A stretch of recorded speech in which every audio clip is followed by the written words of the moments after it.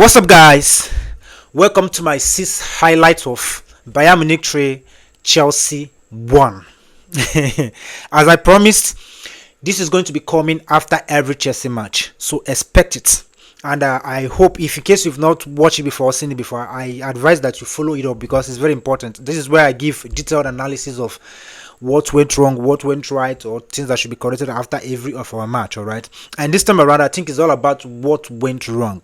There's a whole lot of negativity, there's a whole lot of yellow bosses and yellow and red bosses in my boss, because I give 6 bosses. All right, I give blue boss for man of the match performance, I give green boss for any excellent performance, I give yellow boss for any average, and red boss for any atrocious, any bad performance. All right, and I'm sure with the results you shouldn't be expecting any form of blue boss. All right, but if there's anything to take away from this match, is the fact that it's a learning experience for us. All right, it's a learning experience in the sense that it's coming from a manager who is new to this system of Champions League and all that. But there's no excuse. But at the end of the day, you still got to point it out. You still have to talk about it. All right, now let's get straight to it. Everything went wrong in this match. Everything went wrong. And that is why I'm starting with my first boss. My first boss is a red, and it goes to Enzo Maresca. He got it all wrong. As I said in my post-match reaction, okay, he got it all wrong by the team setup, not necessarily the selection. The selection is all right, okay, but the setup of the team, he did exactly. He made a replica of that lineup we saw against PSG, and I'm sure that Vincent Company and his Bayern Munich boys saw this coming. They worked on it prior to in our pre-match. That is a pre-match conference. He was asked, "Are you going to play exactly what you did, what we saw against PSG?" He was like, "No, he approaches every game differently according to the team he's facing." But today we saw that, and they countered it. Immediately I saw the lineup, I know that this was what he's going to do, and they countered it. He should have done better, and I just hope that it will get to his ear. Enzo Maresca, let this be the last time you would ever play Reece James in the midfield for whatever reason. Reece James is not a midfielder. He's not a midfielder. It's not all about buying players. Are you going to play them in the right position? I had some Chelsea fans saying this online when Chelsea were buying players, and I understood them. It's not about getting players. Are you going to play them in the right position? In the weekend, you had your 2 central back in the bench and decided to play wherever Fofana there, and we had an atrocious performance that we had to draw against Brentford. Now today you decided to play the both of them like there is no excuse. Enzo Maresca got this all wrong, and I just hope he learns from this and we move on. Now straight to the second boss. It goes for Enzo Fernandez. I had to say this, all right. He's a lad I love so much, but his performances of late is becoming worrisome. Okay, I thought after the international break, when he must have gotten enough rest, I thought it was a case of fatigue and all that. He had like 2 weeks rest and all that, even though they were training. All right, he never come. He's. I am still yet to see those glimpses of excellence, or I don't know, talents we see in him or we expect in him. His match, the performance last night was not it. It wasn't it. All right, Enzo Fernandez, he should have been substituted way earlier than that we saw. Okay, he should have substituted way earlier than that. He was not him. He was not giving us the performance I expected. And as I said in my post-match reaction, I just think that Enzo Maresca should trust Andre Santos right now enough to be playing him ahead of Enzo Fernandez. At least let it be a form of challenge. Let him know that he's not unbenchable. That he's not untouchable. Who saw that pass? How many of you saw that pass in late for Kopama? That excellent goal. Just a claim, just a little thing. That would have been a highlight.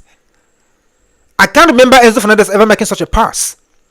I can't remember. I don't see him ever laying such a pass. This guy is good in marking. He picks up his man before the ball gets to his foot.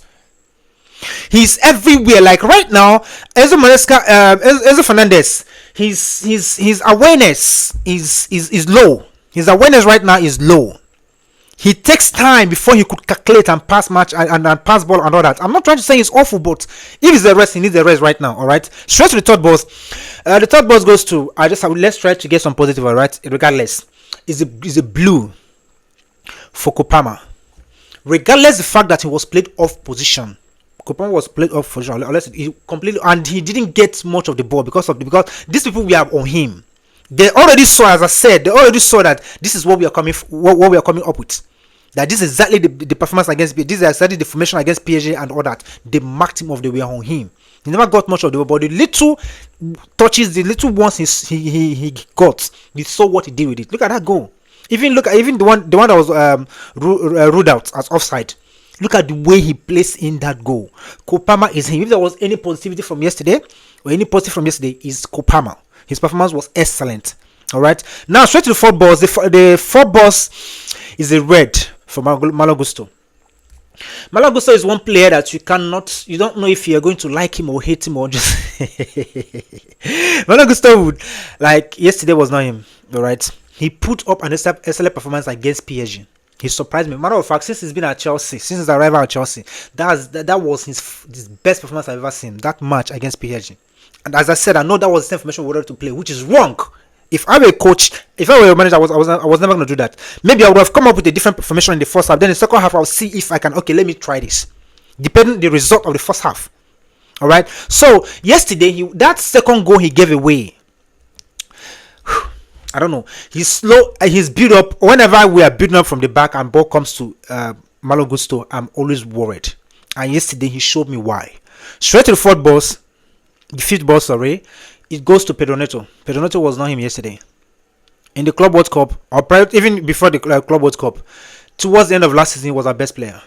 He was one of the reasons that we actually made the top 4. I give that to him, okay? Listen, like whoever I'm criticizing tonight, please, I want you guys to understand that it's basically on this match. I'm not trying to get on our player. And if there's anyone you feel that I've got wrong, please come out and point it out, all right? I'm not trying to hate on our players. I'm not speaking about the performance. And Pedro Neto was not him last night. He never had a take on. Never had a take on. I can't remember how many, even the crosses he never had. All right. Though you might say that it was out of position, but no, that's the position. At least since he's arrival at Chelsea, we've seen that he has played many times and he has put up excellent performances from that position. Even at Wolf, he played that position. All right. It's not new for him. But yesterday it was all off. So I don't know if it all boils down to the formation, to set up and all that. But he was not him yesterday. Straight to the last boss, which is the red for inexperience. Is inexperience in this team. As I said in my post-match reaction, Rhys James, Trevor Chalobah, who again, Kopama and Alejandro Garnacho. These are the only 4 players in this Chelsea team right now that have Champions League experience. The only 4 players. Enzo Maresca is a novice with Champions League. Okay, so I believe this was one of the major factors that we lost the match yesterday, because Bayern Munich, as we all know, let's not be honest, they are not that great. We saw the humiliation, how they were humiliated in the Club World Cup. Even towards last season, they have not been all that good. They are not in that football. Look at how they played at the prime Bayern Munich. We used to know in 2012 and all that. Yesterday, what was the difference? The difference was experience and inexperience, and inexperience really was our problem yesterday, from the manager down to most of the players. But I hope that we learn from this and move on, because we have a whole lot of big matches coming out there. Let it just be experience. Let it just be a form of experiment for us to get to learn a whole lot. Enzo Maresca got it all wrong yesterday. Esteban William should have come earlier than he did. But all the same, as I said, let's hope we have learned from this and better days ahead. Thank you.